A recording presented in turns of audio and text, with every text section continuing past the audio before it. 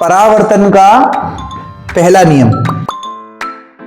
परावर्तन का पहला नियम जानने से पहले हम जान लेते हैं कि आपतित किरण क्या है, परावर्तित किरण क्या है, आपतन बिंदु क्या है।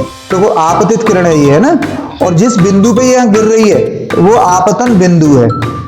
आने वाली किरण आपतित किरण, बिंदु आपतन बिंदु, जाने वाली किरण जो होगी टकरा के इससे वो परावर्तित किरण है। अब देखो, मान लो ये बिंदु यहां पे किरण गिरती है, ये बिंदु है, इस बिंदु पे किरण गिरती है और ये आपतन बिंदु है।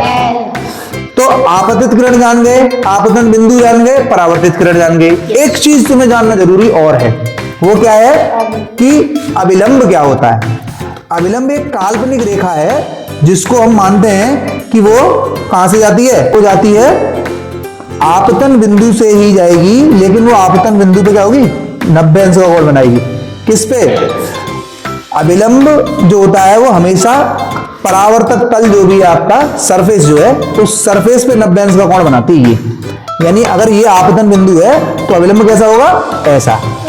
पर अविलंब हमें दिखाई नहीं देगा, अविलंब हमें दिखाई नहीं देगा। वो हम मान लेते हैं कि इस बिंदु से 90, इस तल पे 90 अंश का कोण बनाती हुई जो रेखा होगी वो क्या होगी, तल के लंबवत जो रेखा होगी वो मानी जाएगी अविलंब।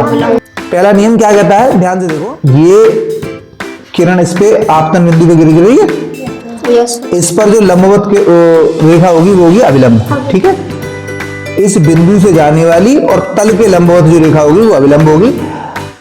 ये आने वाली किरण, जाने वाली किरण और अविलंब तीनों एक ही तल में होते हैं, ये तीनों एक ही तल में समाहित हो जाएंगे।